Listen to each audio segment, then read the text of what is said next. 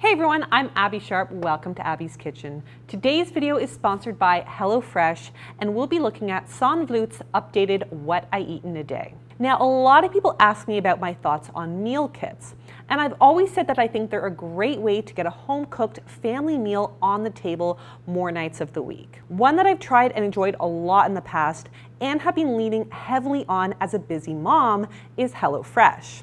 The recipes are really delicious and super easy to prepare with a lot of 20-minute options, vegetarian options, and unique recipes that I really wouldn't think to make at home, all with step-by-step instructions. I also like that the meal plans are flexible so that you can choose your delivery days and skip a week anytime without a big commitment. And in terms of packaging and waste, a lot of families actually find that they cut back on food waste since they're using only the ingredients that they need, and HelloFresh's packaging is almost entirely made from recyclable or already recycled content. I know so many of us are busy but still want to include more fresh, home-cooked meals in our week. So I love that meal kits like HelloFresh make those family meal times more realistic and less stressful for busy families. Check out the link below for an exclusive offer when using my promo code Abby's Kitchen. Okay, so you may remember that I actually already did a full What I Eat in a Day review on SANNE a few months ago, which you can watch right here.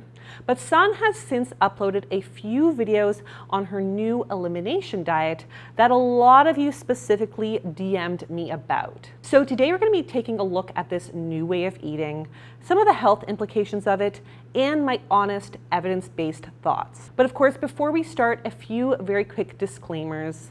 The information in this video is for educational and entertainment purposes only, so you should always speak to a healthcare professional about your unique healthcare needs. 2, the recommendations for each individual meal I review is designed to give you a variety of ideas on how to optimize meals for balance, variety, and satiety. Whether or not one individual meal or even one day is balanced or healthy does not matter in the grand scheme of one's health, especially if a person is eating in response to their physical and emotional needs. I really am giving suggestions as examples and inspiration for you, but of course you can also gather this data for yourself over time by just listening to your own body. Number 3, please be kind in the comments, both here and on SANNE's channel. Number 4, a trigger warning that some graphics and discussions may be disturbing to some of my viewers, so of course feel free to skip this video. And 5, don't forget to subscribe to this channel and ring that little bell so that you never miss out. Okay, so for those of you who have not watched my previous What I Eat in a Day review on SANNE, or maybe have watched it but need a little bit of a refresher, here are some of my main takeaways on SANNE's previous diet. Number 1, she didn't cut out any specific food groups. So SANNE included a variety of plant-based foods in her meals and did not seem to follow any specific diet or super strict eating regime. She generally seemed like a pretty flexible eater while leaning more towards a plant-based eating style. Number 2, she emphasized nutrition over calories. So SANNE seemed less preoccupied with tracking calories and instead focused more on ensuring that she nourished and fueled her body with adequate nutrition. Number 3, her meals seemed generally balanced and nutrient dense. SANNE's meals, while maybe not very realistic for a lot of people, were generally pretty balanced, delicious, and flavorful looking while providing an adequate amount of calories. And number 4, she sometimes would align herself with diet culture messaging. Despite portraying a generally balanced and flexible eating style, we did see SANNE subscribe to detox culture quite a bit. There was a lot of diet rhetoric in the detox day, as well as some misinformation about nutrition. So here's hoping that we don't see more of that in the new videos here. Now, in this video, I was happy to hear her give a disclaimer that she wasn't a doctor and that if you wanted to try this, to of course take it up with your healthcare provider. But let's get into her trainer's body reset recommendation. Greetings from trying to go into labor at home, folks. It seems like YouTubers are now kind of like in this habit of pulling videos after I've shot a What I Eat in a Day video or review of them, but before I've had a chance to actually pull the clips to edit them. So since I shot this video, and I did it a little bit a while ago because I'm trying to get ahead because baby is literally coming right now, SANNE has pulled her Why We Changed Our Diet video from June. And as annoying as it is for me, of course, right now, because I'm literally in early labor and I'd like to focus on that and not deal with this, I am happy to see that SANNE maybe pulled the video because it doesn't align with her or her channel anymore. In fact, when I went to her channel today to see how things have changed, she had just released a new What I Eat in a Day kind of summer eating style. And it seems to be more kind of like aligned with like paleo style of eating, which is still restrictive in my opinion, but not necessarily as low carb keto as she was doing with this whole keto reset program. So some of the things that she was eating, for example, included a kale salad with quinoa, rice, poached egg, avocado, a smoothie with avocado, cocoa powder, kale, coconut oil, almond butter, almond milk, and dark chocolate, tacos with coconut flour and almond flour tortillas, some cabbage slaw, halibut, and guacamole, and some dark chocolate with tea for dessert. She's also still intermittent fasting. However, she does say that this is kind of just something she does naturally, so it doesn't really feel like, I guess, restrictive to her. So if it works for her and it feels good to her, great, it works for me. Having said all of that, I'm still getting questions from a lot of you in DMs and messages about whether or not this whole keto reset concept is healthy. So it seems like this video, or these two videos, have really had a lasting effect on a lot of you, even after she's pulled them down. So because of that, I do think it is necessary for me to speak to the concept of this keto diet reset and whether or not it is healthy, kind of helpful, and also even safe. Also, a quick reminder that I do really respect SANNE for pulling these videos, so big props to her for that. So this video that I shot a few months ago was never really meant to be a strict What I Eat in a Day review, so I really just wanted to speak to the concept of the keto diet reset, as well as its intentions and its impacts. So let's do it. Started doing like a diet for 1 or 2 weeks where we're researching which carbs will be good for us, and we're we're doing kind of like an elimination diet. Sorry, I had to look up the word. Where we see where we have like certain allergies or food sensitivities. So we started working out with this new trainer, and they were really trying to find out also what caused inflammation in his body. Then for me, I used to go to bed at least a couple times a week with a really painful stomach, completely bloated, extremely gassy. I have such well-balanced meals, right, with like protein, carbs. I've been always very on top of that, but I felt that there was something in my body, what I was eating, what really hurt, and I was just extremely gassy, which is so uncomfortable. I wanted to try this out and see which foods actually like work for us and which one don't. Okay, so according to her June 16th video, Why We Changed Our Diet, SANNE and her partner are going on a 2-week body reset with the intention of alleviating things like body pain, muscle soreness, inflammation, gas, and bloating. So this body reset comes at the recommendation of their trainer, who claims that going on a keto diet for 2 weeks and completely eliminating carbohydrates is a guaranteed way to fix these problems. So this means for them only eating fats and proteins and some vegetables while cutting out carbs, dairy, eggs, sugar, and nightshade veggies. On top of all of these restrictions, SANNE also mentions that she is intermittent fasting. So yeah, that's a lot of rules. But at the end of these 2 weeks, they apparently will slowly reintroduce carbohydrate-containing foods and test their blood sugar levels to assess their body's reaction to that food and whether or not it affects their system in a good way or a bad way. There's a lot to unpack here. To start off, apparently they're testing their blood sugar to see if this reset resolves their inflammation. Now, while blood tests are often used to detect inflammation in the body, these blood tests will specifically look at inflammatory markers like C-reactive protein, plasma viscosity, and erythrocyte sedimentation rate. Testing blood sugar levels would not be considered an indicator of inflammation. blood sugar levels are instead an indicator of how efficient your body is at breaking down and absorbing carbohydrates for fuel. So if the purpose of this reset is to relieve inflammation, it doesn't really make any sense to me that they're using their blood sugar levels as a gauge of success. Number two, one of the other reasons that SANNE is going on an elimination diet is to improve her digestive issues like bloating and gas. Now, while elimination diets are often recommended to help identify food triggers for digestive issues, keto is not typically how it's done. Research has found that the keto diet, or a very low carb diet, may be associated with relief from IBS or other digestive disorders. But it's believed that this is not because of ketosis per se, but because of a reduction in fermentable carbohydrates, otherwise known as high FODMAP foods, that just tend to accompany a low carb regime. I also want to note that depending on the true cause of the digestive issue, the keto diet may actually make things worse. One of the major complaints about keto is the risk of constipation due to a lack of fiber, and there is some early research to suggest that it may even cause inflammation and reduce the concentration of good bacteria in the gut.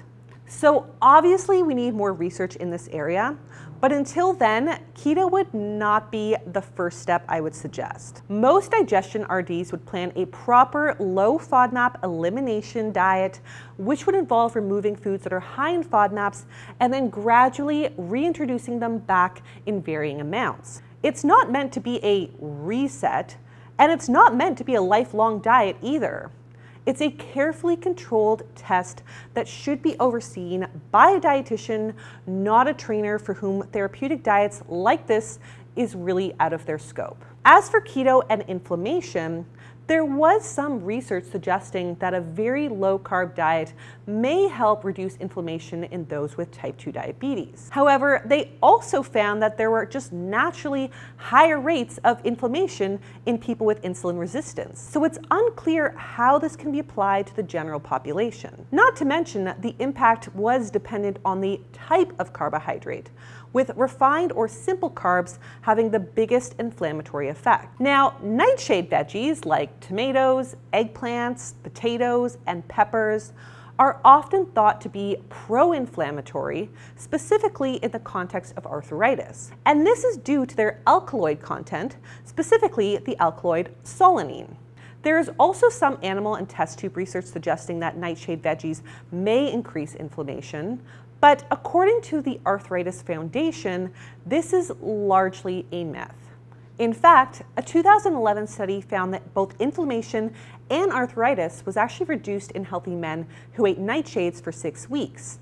And then another 2013 study found that a specific alkaloid found in nightshades called anitabine had powerful anti-inflammatory effects. Of course, research is not anecdotal experience, so some people may find relief from cutting out a variety of things. I'm not discounting anyone's experience here, but this is why it's important to really work with a dietitian to properly identify unique triggers specific to you. And finally, SANNE mentions that by following this diet, she'll be eating a lot of meat, which is definitely something that it doesn't seem like she's used to. And as we've seen in her previous videos, she tends to have a preference towards eating more plant-based foods. So this will definitely be a change of pace. But if the purpose of this diet is to reduce inflammation, eating larger quantities of meat on a more frequent basis probably wouldn't be my first recommendation, as research shows that higher red meat intakes are associated with increased risk of inflammation. Now, with all of that said, I feel like the focus of this diet is just to remove foods that may be allegedly inflammatory, which doesn't leave us with a whole lot.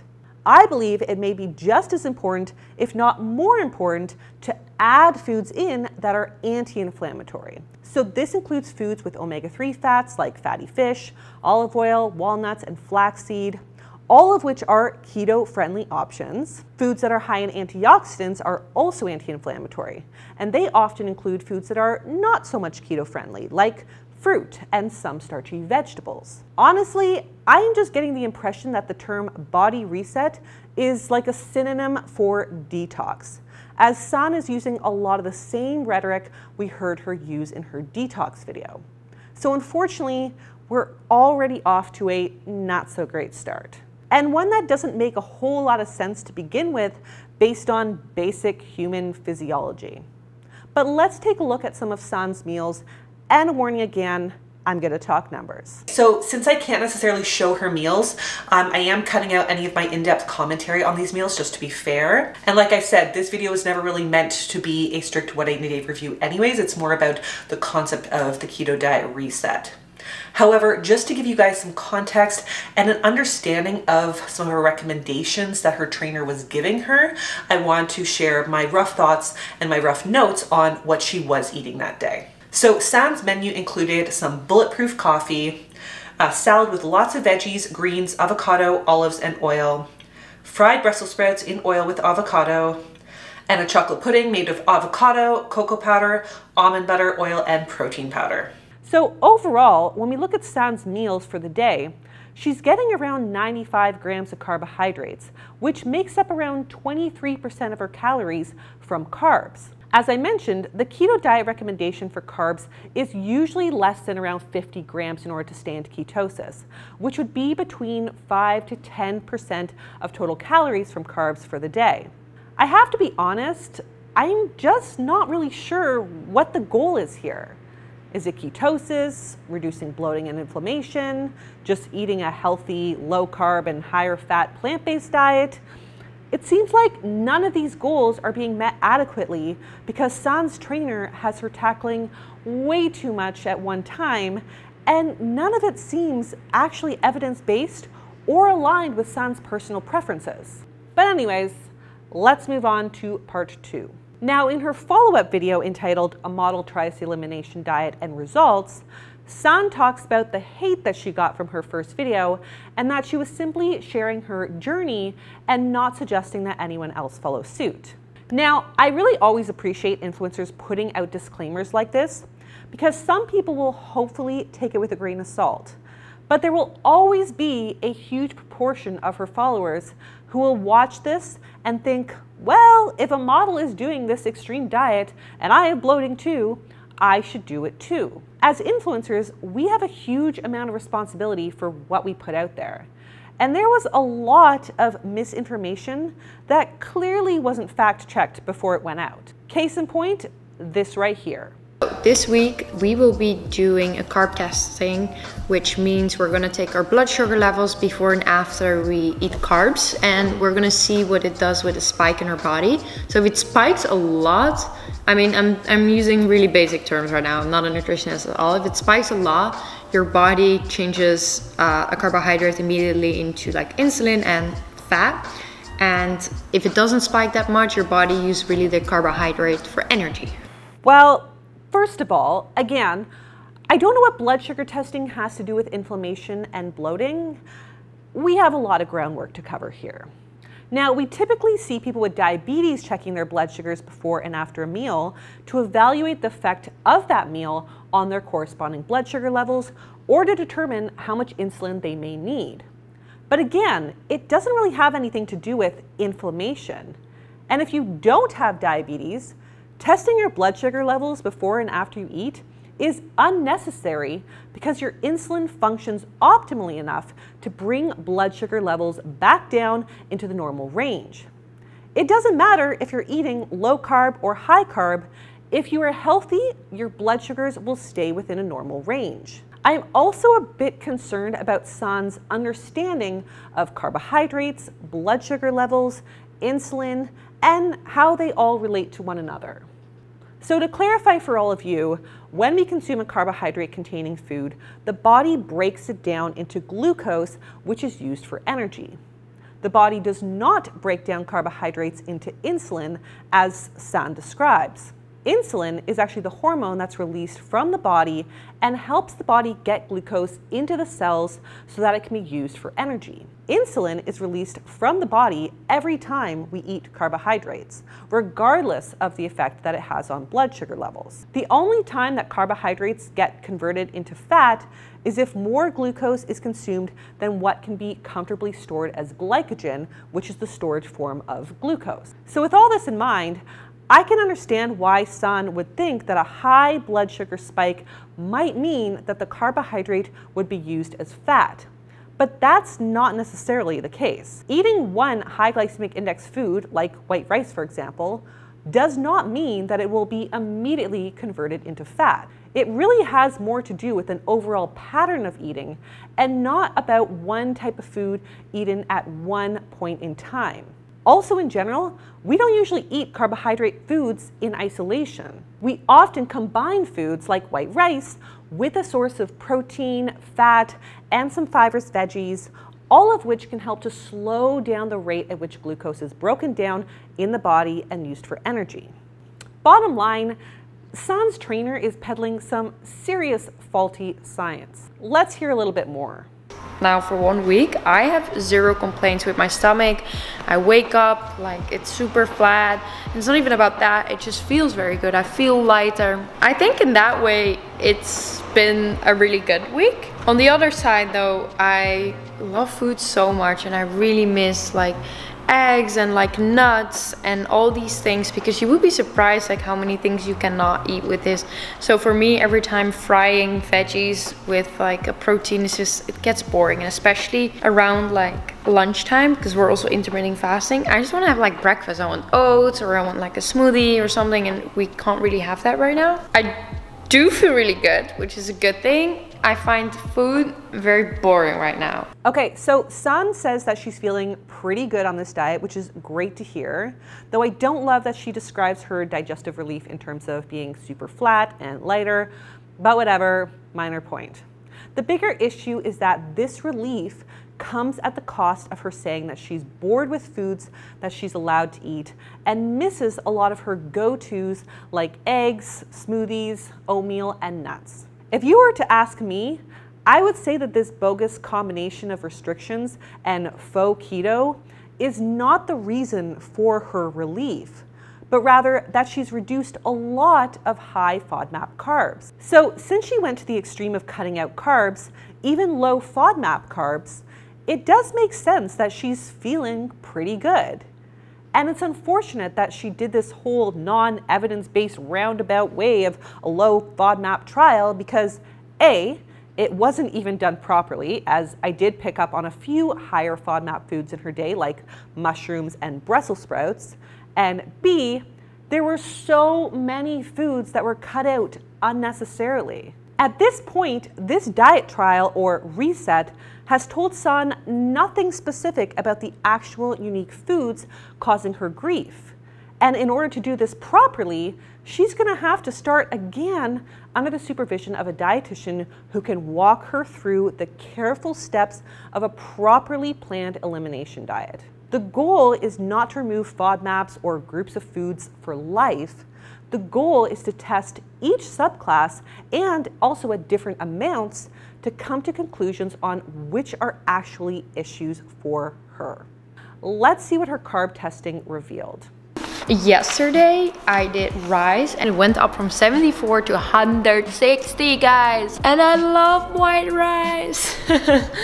So obviously you're gonna ask me, does this mean I'm never gonna eat rice again? No, absolutely not. I love it.